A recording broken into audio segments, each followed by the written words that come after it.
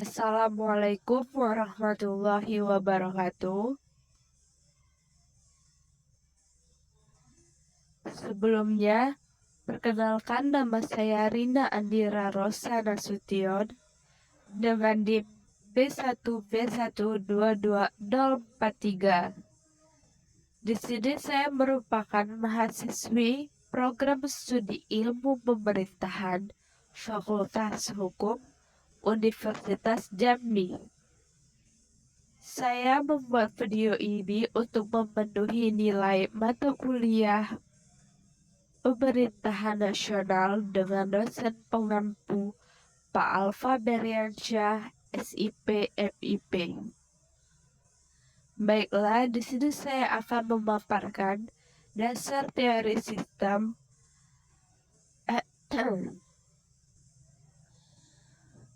Adapun 6 materi yang akan saya paparkan dan saya jelaskan secara ringkas. Adapun 6 teori tersebut, yang pertama yaitu teori pemisahan kekuasaan. Yang kedua, teori demokrasi. Yang ketiga, teori negara berdasarkan atas hukum. Yang keempat, teori negara berkonstitusional. Yang kelima, ajaran negara kesejahteraan. Dan yang terakhir, ajaran sistem pemerintahan. Baiklah, langsung saja untuk materi yang pertama, yaitu teori pemisahan kekuasaan. Di sini, teori pemisahan kekuasaan adalah sebuah konsep dasar dalam sistem pemerintahan modern yang berfungsi untuk memastikan bahwa kekuasaan tidak terpusat pada satu individu atau kelompok. Adanya pemisahan kekuasaan dalam negara diatur dalam hukum dasar dari suatu negara, yaitu Undang-Undang Dasar atau Konstitusi. Undang-Undang Dasar atau Konstitusi merupakan dokumen negara yang membuat hal-hal pokok penyelenggaraan negara. Di Indonesia itu adalah Undang-Undang Dasar 1945. Konsep pemisahan kekuasaan ini dimaksudkan untuk menghindari terjadinya konsentrasi kekuasaan yang berlebihan pada satu cabang pemerintahan yang dapat menimbulkan penyalahgunaan kekuasaan. Setiap cabang pemerintahan dapat saling mengawasi dan menyeimbangkan kekuasaannya, sehingga terciptanya sistem pemerintahan yang seimbang dan adil.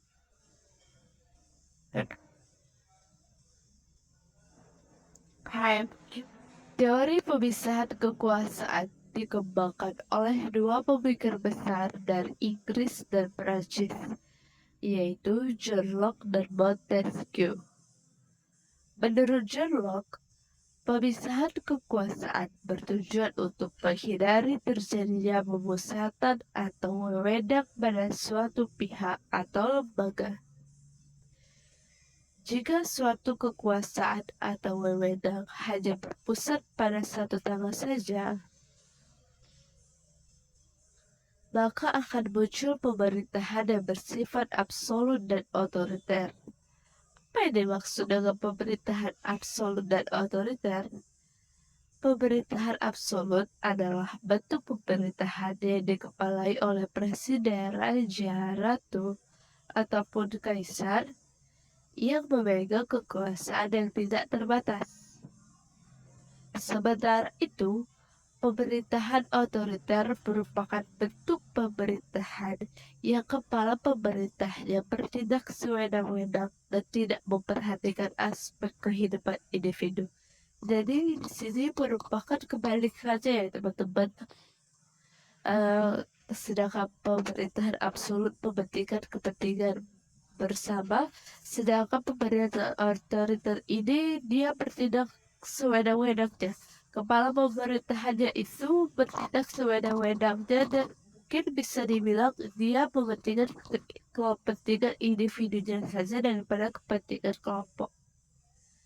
Dan lanjut, John Locke ini merupakan orang pertama yang mengemukakan teori pemisahan kekuasaan. Adapun pembagian kekuasaan menurut John Locke ini ada 3, yaitu yang pertama legislatif, mempunyai kekuasaan untuk membuat undang-undang. Yang kedua eksekutif, yang mempunyai kekuasaan yang menjalankan undang-undang serta mengadili pelanggaran undang-undang. Jadi eksekutif ini double, teman-teman ya. Dia menjalankan undang-undang, tapi dia juga mengadili yang melanggar undang-undang. Dan yang ketiga federal, yaitu kekuasaan untuk melaksanakan hubungan luar negeri. Sedangkan menurut Montesquieu, kekuasaan itu dibagi menjadi 3, yaitu legislatif, eksekutif, dan yudikatif, atau yang kita kenal dengan sebutan trias politica. Trias politica ini pun juga sudah dipakai di Indonesia ya teman-teman. Lanjut, Montesquieu memahami bahwa kekuasaan yang terkonsentrasi pada satu individu atau kelompok dapat menimbulkan penyalahgunaan kekuasaan dan penindasan terhadap rakyat.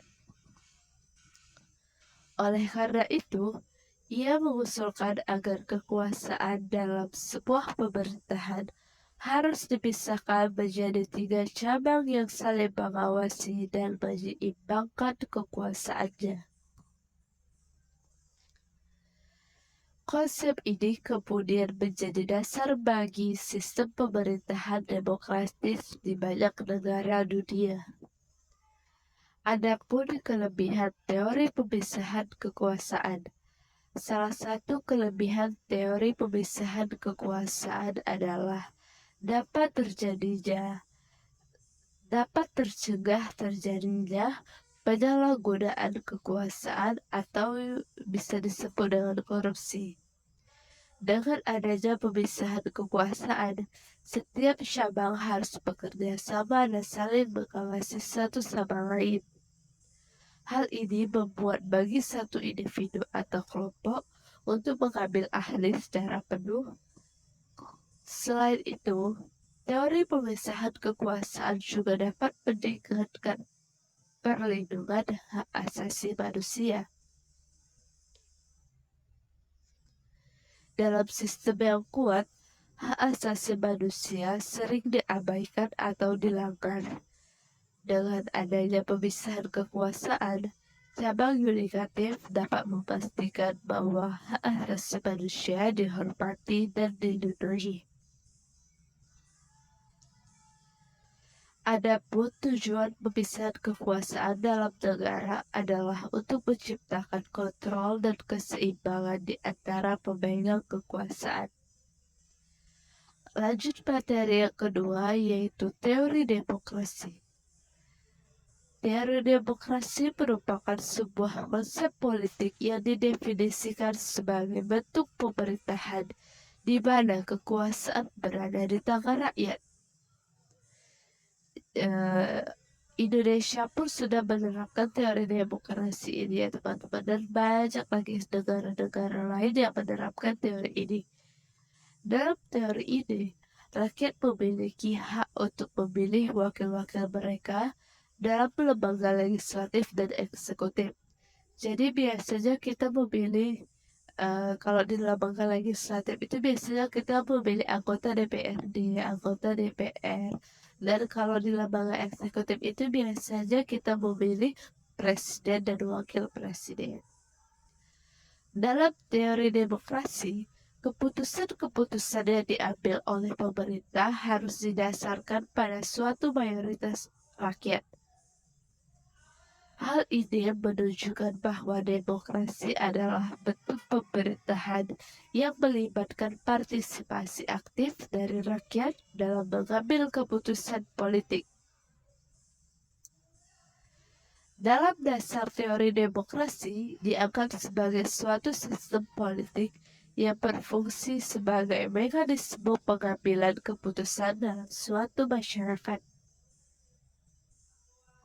Teori demokrasi lahir dari Yunani kuno, atau lebih tepatnya di Athena, dalam hidup bernegara yang dipraktikkan dalam hidup bernegara antara abad ketiga sebelum Masehi sampai abad keempat sebelum Masehi.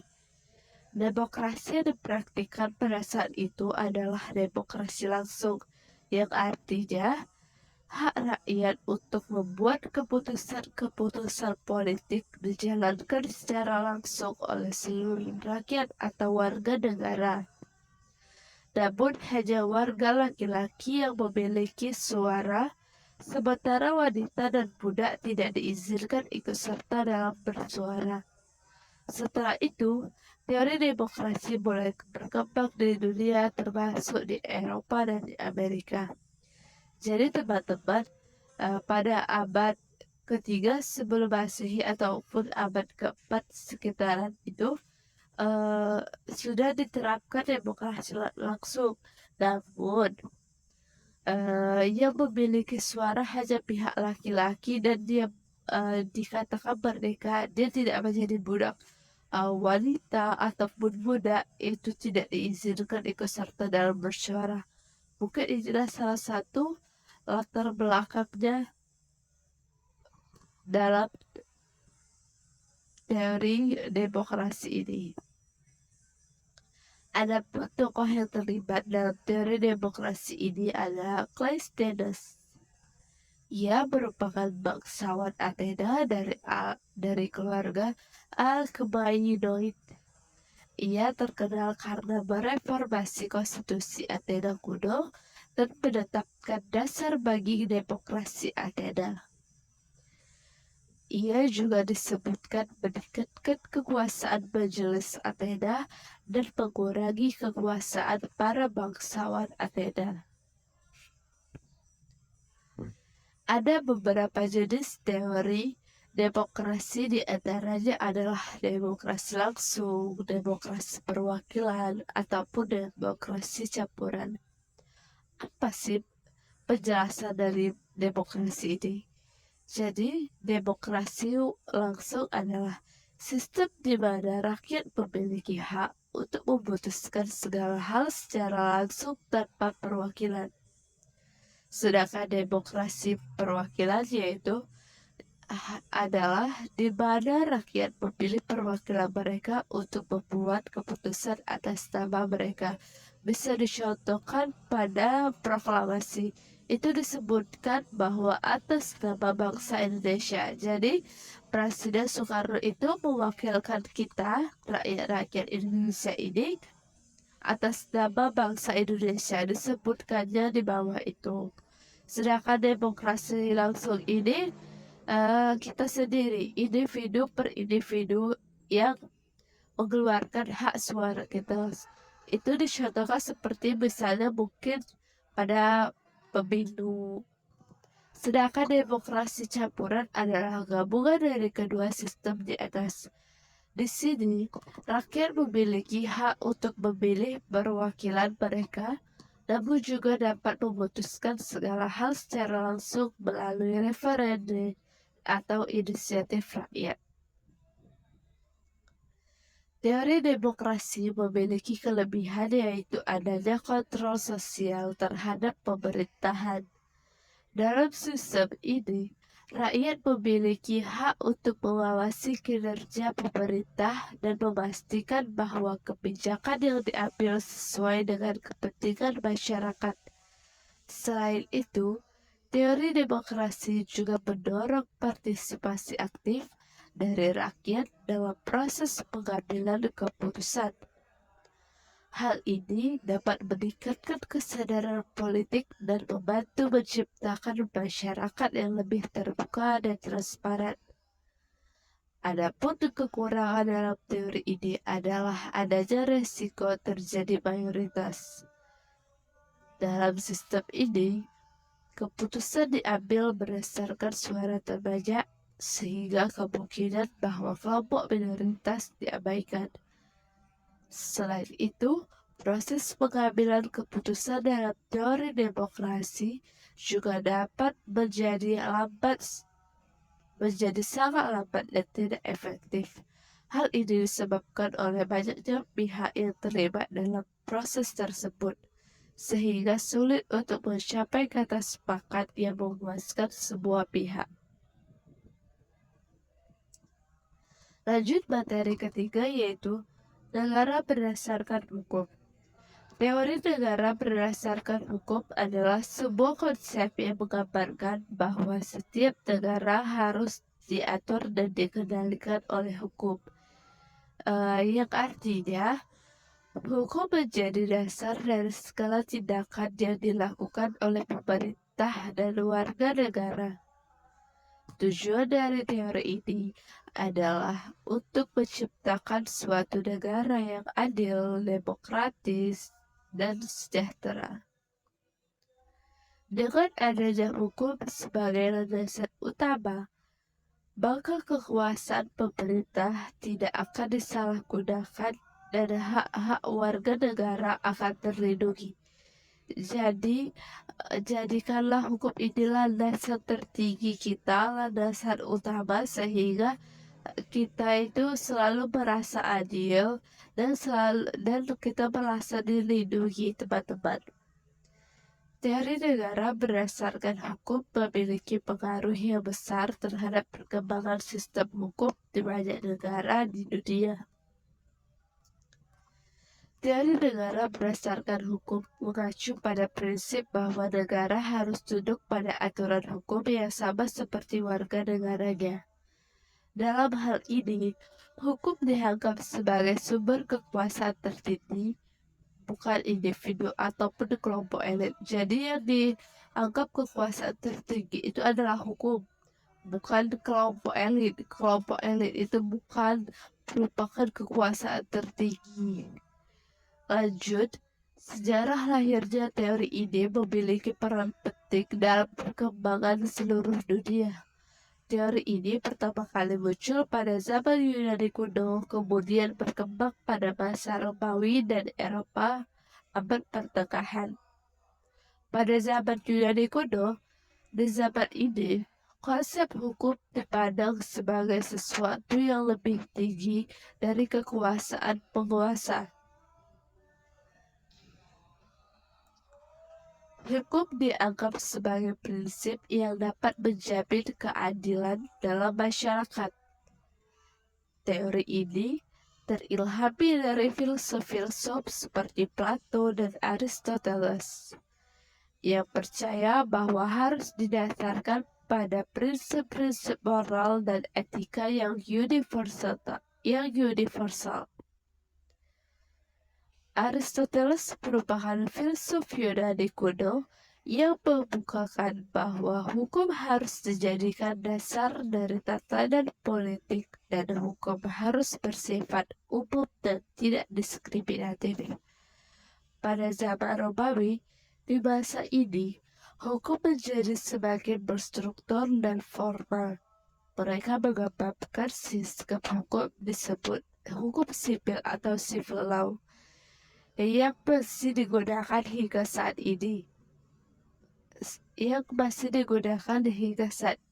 banyak negara di seluruh dunia. Hukum sipil didasarkan pada prinsip bahwa hukum harus ditetapkan melalui proses legislatif dan dijalankan oleh pengadilan yang independen. Jadi dari zaman ke zaman, teori hukum ini terus berkembang menjadi formal dan berstruktur, menjadi semakin jelas apa tujuannya. Lanjut, konsep negara berdasarkan hukum menyatakan bahwa negara harus tunduk pada hukum yang berlaku dan tidak boleh bertindak semaunya sendiri. Hal ini berarti hukum harus menjadi landasan dari segala tindakan negara dan semua warga negara harus sama di hadapan hukum. Konsep ini telah mendorong pembentukan undang-undang dan peraturan yang adil dan transparan. serta menjamin kebebasan sipil dan hak asasi manusia bagi semua warga negara. Meskipun teori negara berdasarkan hukum dianggap sebagai hal yang positif, namun konsep ini juga mendapat kritik dari berbagai pihak. Beberapa kritikus menganggap bahwa konsep ini membatasi kebebasan individu dan memberikan kekuasaan yang terlalu besar terhadap aparat penegak hukum. Lanjut materi selanjutnya, yaitu teori negara berkonstitusional. Teori negara berkonstitusional adalah sebuah konsep dalam hukum dan politik yang mengatur tentang pembentukan, pelaksanaan, dan perlindungan konstitusi suatu negara. Konstitusi sendiri merupakan dokumen tertulis yang membuat aturan-aturan dasar negara, yang termasuk hak-hak warga negara dan kewenangan pemerintah. Teori negara berkonstitusional adalah sebuah kerangka hukum yang didasarkan pada ide bahwa harus diatur dan diawasi oleh sebuah konstitusi. Konstitusi harus menjadi sumber tertinggi hukum dan harus mengatur kekuasaan dan tanggung jawab dari pemerintah serta hak-hak dan kewajiban warga negara. Baik. Sejarah lahirnya teori negara berkonstitusional dimulai dari periode klasik di Yunani kuno. Pada saat itu, para filsuf seperti Plato dan Aristoteles telah merumuskan konsep tentang konstitusi dan pemerintahan yang baik. Konsep-konsep tersebut kemudian berkembang menjadi ide-ide hak asasi manusia, pemisahan kekuasaan, dan perlindungan hukum yang menjadi dasar bagi teori negara konstitusional modern. Teori ini berkembang pula di masa Revolusi Inggris, Revolusi Amerika, hingga perkembangan modern. Sejarah lahirnya teori ini sangatlah penting untuk dipelajari karena memberi gambaran tentang bagaimana konsep ini berkembang dari waktu ke waktu, serta bagaimana pengaruhnya terhadap sistem pemerintahan di banyak negara di dunia. Teori ini muncul sebagai respon terhadap praktik pemerintahan absolutisme di Eropa pada abad ke-18. Pada masa itu, raja-raja dan penguasa monarki memiliki kekuasaan mutlak atas rakyatnya tanpa adanya batasan hukum.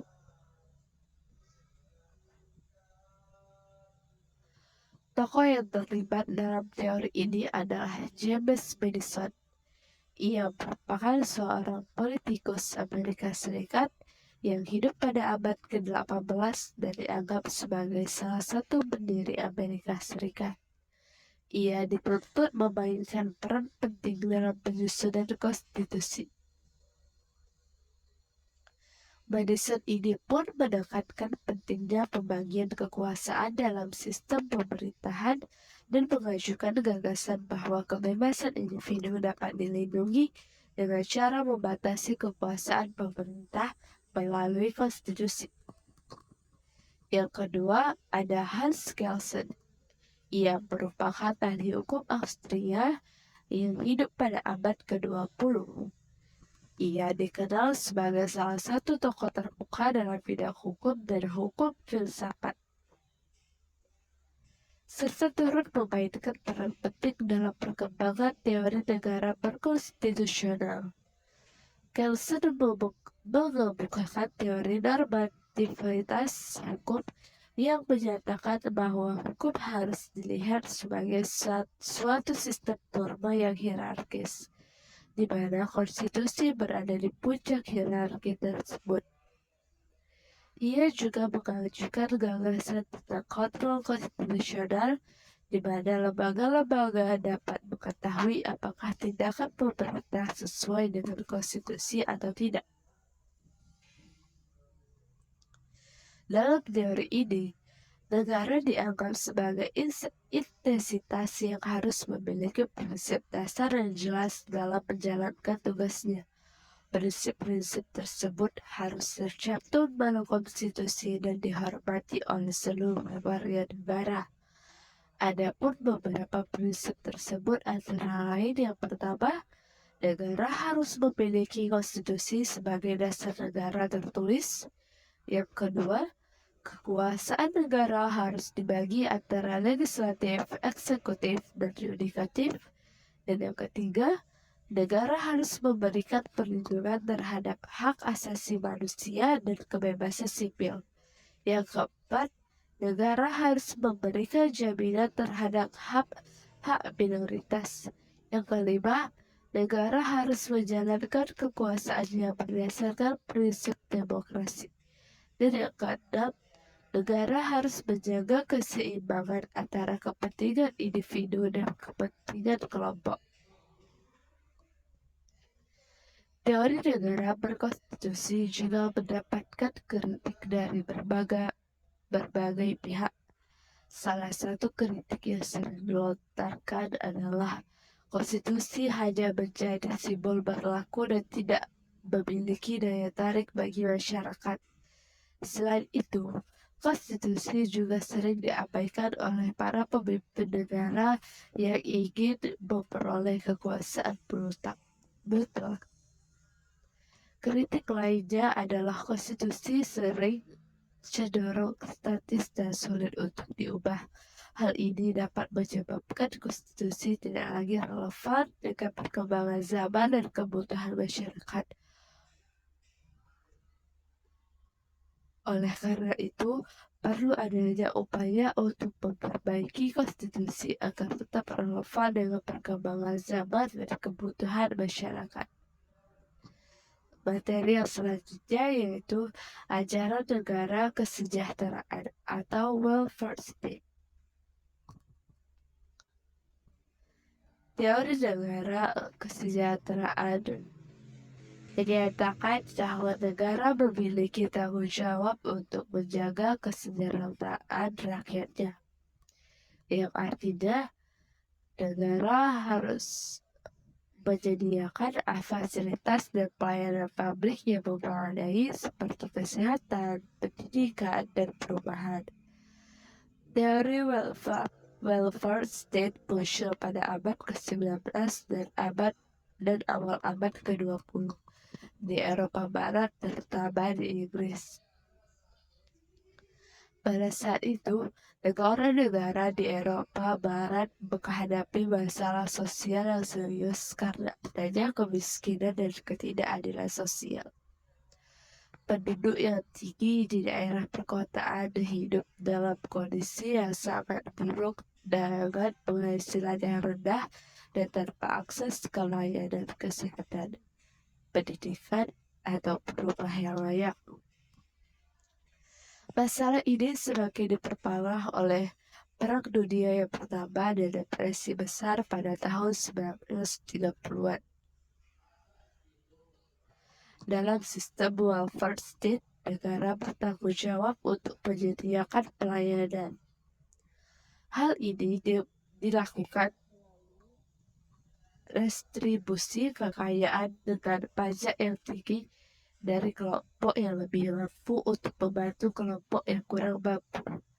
Pada tahun 1945, setelah Perang Dunia Kedua, Inggris secara resmi mengadopsi sistem welfare state dengan bentuk National Health Service atau NHS dan menyediakan layanan kesehatan gratis untuk seluruh rakyatnya. Sistem ini kemudian diadopsi oleh negara-negara lain di Eropa Barat dan menjadi salah satu prinsip dasar Uni Eropa. Teori ajaran negara kesejahteraan pertama kali dikemukakan oleh seorang tokoh yang sangat berpengaruh dalam dunia ekonomi dan politik, yaitu William Beveridge. Ia lahir pada tahun 1879 di India dari keluarga Inggris dan mendapatkan pendidikan di Oxford University. Pada tahun 1942, pada saat Perang Dunia Kedua berlangsung, ia ditunjukkan sebagai ketua sebuah komisi untuk menyelidiki sistem kesehatan dan kesejahteraan sosial di Inggris. Hasil dari penyelidikan tersebut kemudian dibuat menjadi laporan yang dikenal sebagai laporan Beveridge. Laporan tersebut membahas tentang masalah kemiskinan, pengangguran, dan kurangnya pelayanan sosial di Inggris pada saat itu. Ia menyarankan adanya sistem jaminan sosial yang mencakup semua warga negara tanpa terkecuali, dengan tujuan untuk menciptakan kesejahteraan. Beveridge juga menekankan pentingnya pemerintah dalam memberikan perlindungan dan dukungan kepada warga negara, serta menegaskan bahwa pemerintah harus bertanggung jawab atas kesejahteraan masyarakatnya. Terdapat beberapa prinsip utama dalam teori ajaran negara kesejahteraan, yaitu sebagai berikut. Yang pertama, negara harus memenuhi kebutuhan dasar masyarakat. Yang kedua, negara harus memberikan perlindungan sosial bagi warga negara yang rentan seperti anak-anak, orang tua yang lanjut usia, dan penyandang disabilitas. Dan yang ketiga, negara harus menciptakan kesetaraan sosial dan ekonomi melalui redistribusi kekayaan dan pajak progresif. Tujuan dari teori ini adalah untuk menciptakan kondisi sosial dan ekonomi yang adil dan merata, sehingga semua warga negara dapat hidup dengan layak dan sejahtera. Meskipun banyak kelebihan teori ini, juga dapat kritik dari berbagai pihak. Salah satu kritik utama adalah konsep ini dapat menciptakan ketergantungan pada negara, sehingga masyarakat menjadi kurang mandiri dan tidak mampu mengambil tanggung jawab atas nasib mereka sendiri. Selain itu, teori ini menghasilkan birokrasi yang mahal, serta menyebabkan defisit anggaran yang tinggi jika tidak diatur dengan baik. Dan materi yang terakhir yaitu ajaran sistem pemerintahan. Teori ajaran sistem pemerintahan adalah suatu konsep atau pandangan tentang bagaimana suatu negara diatur dan berfungsi.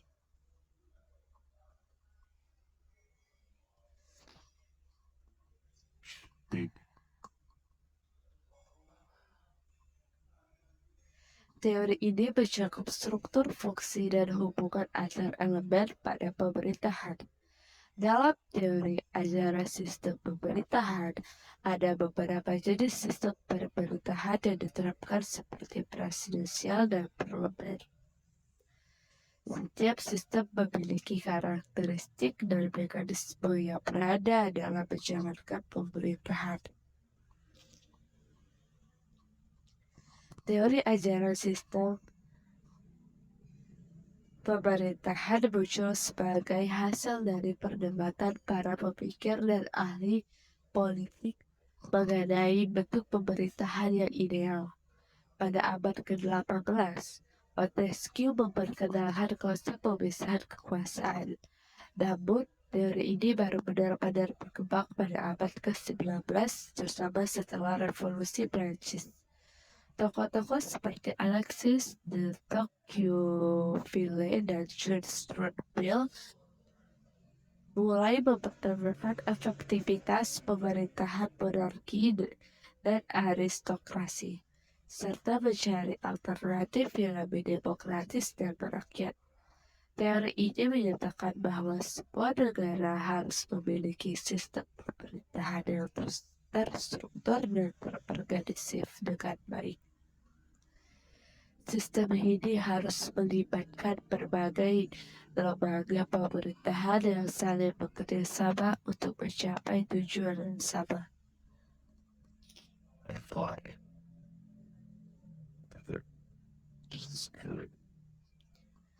Selain itu, teori ajaran sistem pemerintahan juga menekankan pentingnya pembagian kekuasaan dan pengawasan antar lembaga pemerintah. Hal ini bertujuan untuk mencegah terjadinya penyalahgunaan kekuasaan dan korupsi di dalam pemerintahan. Meskipun teori ajaran sistem pemerintahan dianggap sebagai salah satu bentuk pemerintahan yang ideal, namun ada beberapa kritik yang dilontarkan terhadap teori ini. Kritik tersebut antara lain bahwa teori ini cenderung mengabaikan faktor budaya dan sejarah suatu negara. Selain itu, teori ajaran sistem pemerintahan juga dianggap kurang fleksibel dan sulit beradaptasi dengan perubahan zaman. Hal ini menyebabkan sistem pemerintahan menjadi kaku dan tidak responsif terhadap kebutuhan masyarakat. Walaupun banyak kritik dan saran dari berbagai pihak, tapi kita tetap menggunakan sistem pemerintahan presidensial bagi Indonesia. Presidensial salah satu cirinya yaitu kepala negara dan kepala pemerintahannya dipimpin oleh presiden. Sedangkan parlementer itu kepala negara dikepalai oleh presiden dan kepala pemerintahannya dikepalai oleh perdana menteri. Jadi itu tidak sama ya teman-teman. Baiklah, selanjutnya saya penutupan. Di sini di video ini saya banyak-banyak mohon maaf karena pasti banyak sekali kekurangan mulai dari segi PPT saya masih banyak sekali kata-kata yang salah ketika huruf ataupun sebagainya, dan kiranya ada pun teman-teman yang kurang informasinya, kurang materinya, itu mohon dimaafkan. Apalagi dengan suara saya seperti ini, apabila suara saya tidak jelas, mohon dimaafkan karena saya sedang mengalami flu dan batuk. Baiklah teman-teman, saya akhiri dengan wassalamualaikum warahmatullahi wabarakatuh.